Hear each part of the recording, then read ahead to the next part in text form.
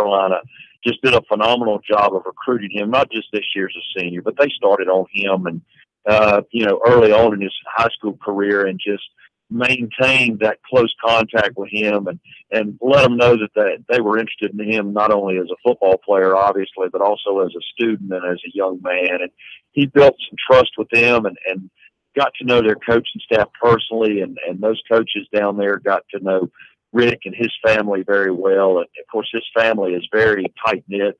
He comes from a family that's done an exceptional job of raising him. And even though, I'm sure they had their interest in mind, kudos to his parents for telling him, just like the rest of us, the bottom line to this decision is it's his. Yeah. And he's got to go where he feels like he's the best fit, not just on the football field, but in the weight room and around the community and academically. And when it came down to it, Rick made the decision he felt like was best for him, and we're excited for him. He appears to be, well, not appears, I think he really is a kid of few words, at least when it came to his recruiting. Talking to him about it over the months, he wouldn't say a whole lot. Even when it got to the announcement yesterday, it was very plain and simple, and he got right to the point. He had the hats up there. He didn't mess around. He pulled out his Gamecock hat, and boom, that was done. What kind of personality does he show you around school and on the football field? He is like any young man at the high school level. He's got a jovial side and a joking side to him, but he's also got a maturity about him that I think is going to bode well at the next level. He has a focus about him and a work ethic that is going to allow him the opportunity to make everything of the abilities and talents that the good Lord gave him. So, the sky's the limit with him. When it comes to football, he just loves the game. He works hard at it, and the South Carolina's getting him a really, really good one. I saw him in the Shrine Bowl, and I saw him in the practices leading up to the Shrine Bowl. He's a very good-looking football player to stand next to and look at. I mean, he's well put together. Does not appear to be a lot of wasted skin on this kid. I think he's done an excellent job in the weight room and all that. And then in the game, he had 5 tackles and a couple of quarterback hurries and a sack. I mean, one thing Muschamp said about him yesterday was he creates a new line of scrimmage. He gives you that push inside. Is that what you see from him and what South Carolina sees from him when they bring him in the summer? Absolutely. I agree 100%.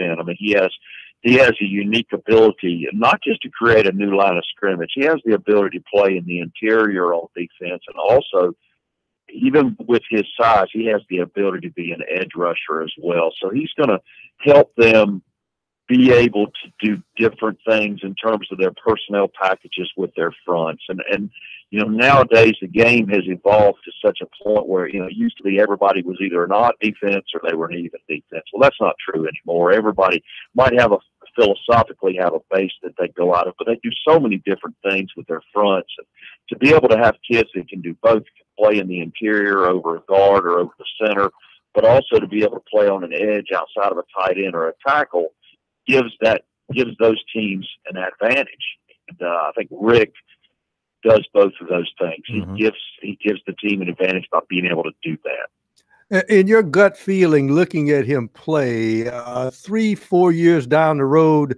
do you see him beefing up and playing exclusively tackle, or he's the kind of guy that's versatile, can play at his present weight or maybe 10 to 20 pounds heavier, and also play the defensive end position? Well, he really hasn't. I tell you what, when he came to us as a freshman, he was, at that point in time, he was 6'4", about 235, 240. And, of course, he's put on about 50 pounds of muscle since then and grown an inch. But he hasn't really lost his quickness. So, I think a lot of that will depend on, if he puts on weight. Right now it's about 290, 288, I think is what he's weighing right now. But he's around 290. If he gets up in the 300s, he could still, obviously, he'll be able to play inside. But if he doesn't lose that quickness, which he hasn't done so far, his motor's exceptional. And if he doesn't lose that quickness, then it gives the coaches down there the option of being able to use him at a variety of different positions along the defensive front. So let's see. Last year you had, 2016, Hamza Nasir Ildeen which took me about 3 months to get his name right. Hamza Nasir Ildeen, who was a USC commitment for a while, ended up going to Florida State.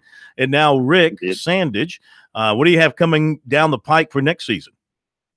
Well, it's an interesting that you asked. I have retired from the state of North Carolina's public schools. What? So I'm going to be, I was privileged to be a head coach in North Carolina for 20 years. I was an assistant up there for over 30 and got an opportunity to go back to the Palmetto State and where I grew up and to be able to continue teaching and coaching. So, the future bodes well for the Concord Spiders. We started 7 sophomores last year and a bunch of juniors. I have a running back that ran for 1,500 yards as a sophomore last year. So Coach Marty Paxson's the new coach here. He's going to do a great job. And those young kids that were sophomores that got a lot of valuable experience this year are going to, really, really be good football players next year and especially the year after. So there's going to continue being great things coming out of that place. It's a special place in my heart. It's a special place, community, and but at the same time, there's options and things available. And as a coach, you want to continue doing what you feel like you're blessed to be able to do. And where are you headed? Well, I'm going to be going to South Carolina. There's nothing official yet. It's mostly in the unofficial stages yet, so I really can't get into that at this point in time. Down the road, obviously it'll come out, so we'll go from there. But I'm excited about being in South Carolina, and what part of the state? Being back in the Palmetto, it'll be the upstate. In the upstate, as a head coach. No, sir. I will be an offensive coordinator, which is, I kind of served a dual role in the 20 years I was as a head coach. I was the head coach, but also the offensive coordinator. It's something we really, really enjoy doing, and it's something we're going to be excited about continuing to do. Well, thank you so much for all the help in covering your guys, and good luck. We look forward to seeing you here in South Carolina. Well, we appreciate everything that you guys do for high school sports, not only in South Carolina but in North Carolina as well. The coverage that you guys give for these young men is exemplary. Coach, thank you very much. We got to hit a break. We appreciate you. Be right back.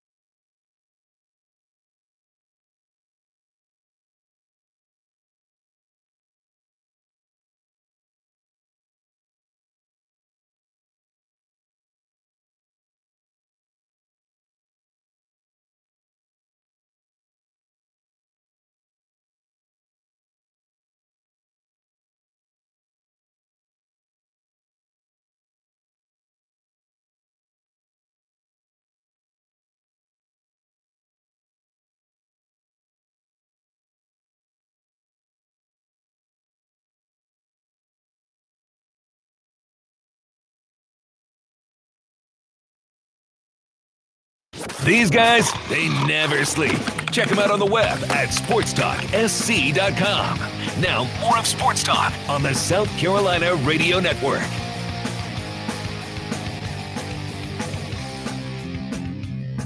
Thanks again to the good coaches for being with us tonight, and look forward to having Coach Padgett in the state of South Carolina, since he is moving into our state to take a job somewhere in the upstate, as he said, as an offensive coordinator. Good to have him coming into the state.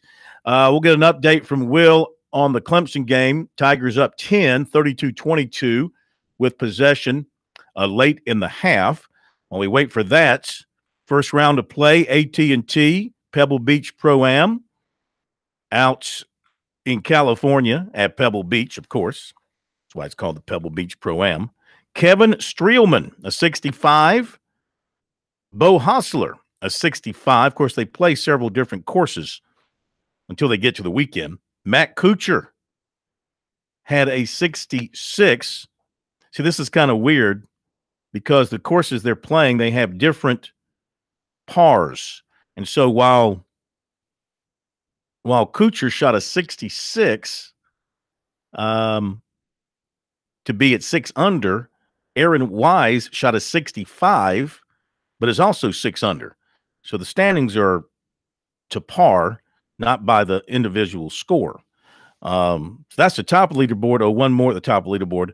Julian Surrey, he shot a 66. Cameron Percy shot a 66. As far as some of the local guys, Dustin Johnson, who, by the way, is going to play at the Heritage, the 50th anniversary of the RBC Heritage. Dustin Johnson has committed to that. That'll be fun. 67 for DJ. And Russell Henley had a 68. Ben Martin, a 68. Kevin Kisner, a 71. Kyle Thompson, a 72. Sam Saunders, a 72. Jonathan Bird, a 73. Scott Brown, a 73. Bill McGirt. William McGirt, a 73.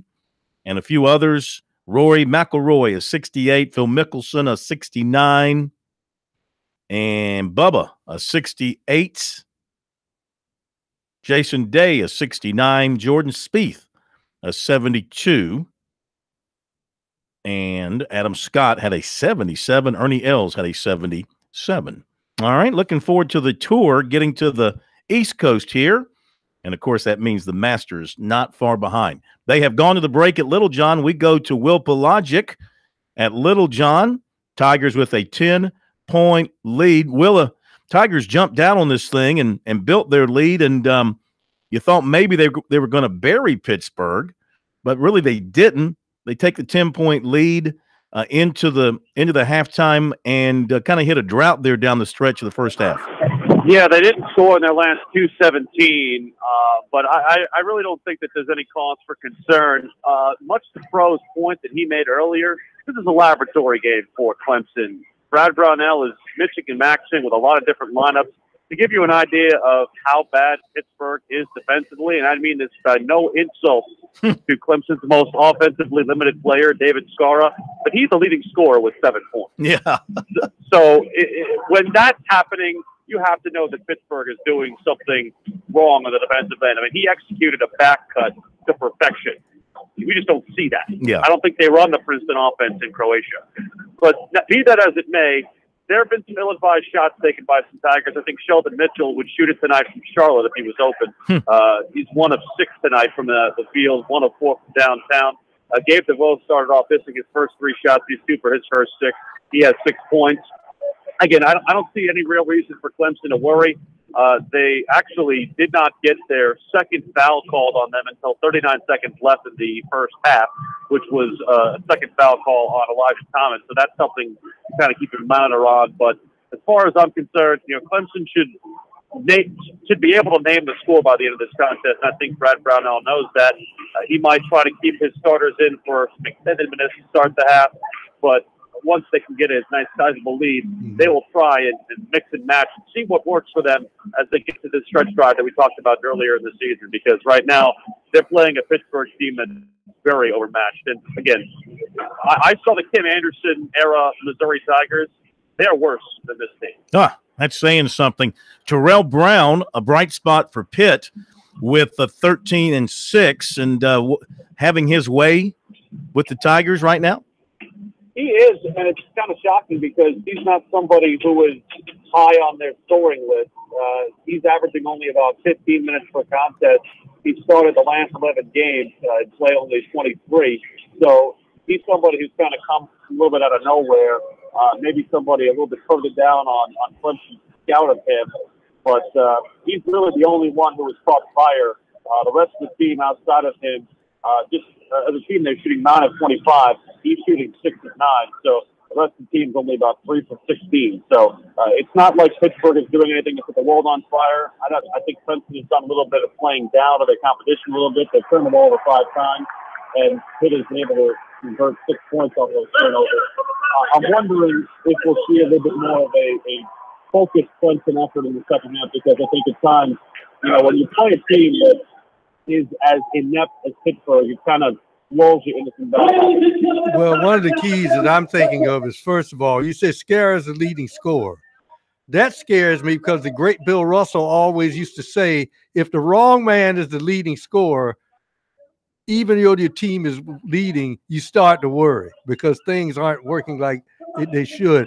I don't like Pitt's body language because they still look like they want to win this ball game. If I'm Clemson, I'm putting my starters in, and we're going to start the maul in the first 5 minutes because I think at times I saw, Will, that Clemson looked sort of disinterested.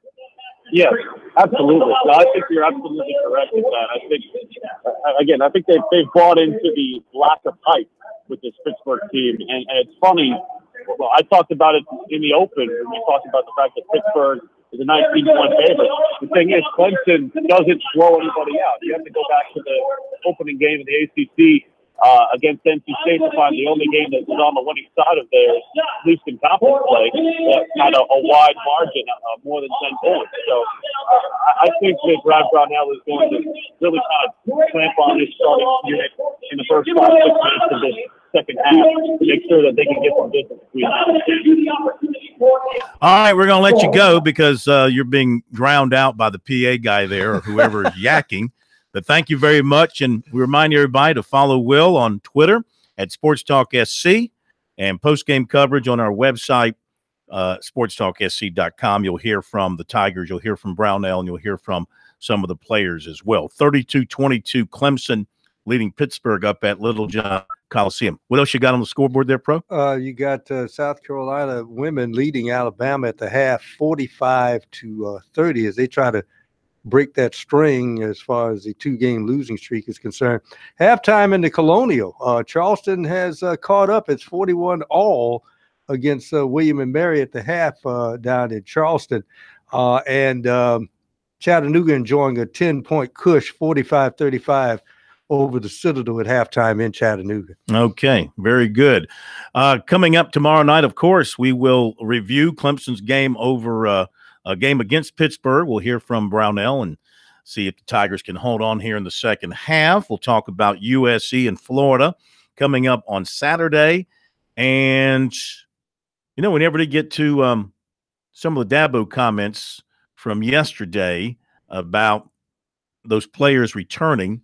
So we'll get into that and hear from him and talk more about that. Newberry's list of recruits. I spoke today in Florence at the which I always get it confused. Not Lions, but the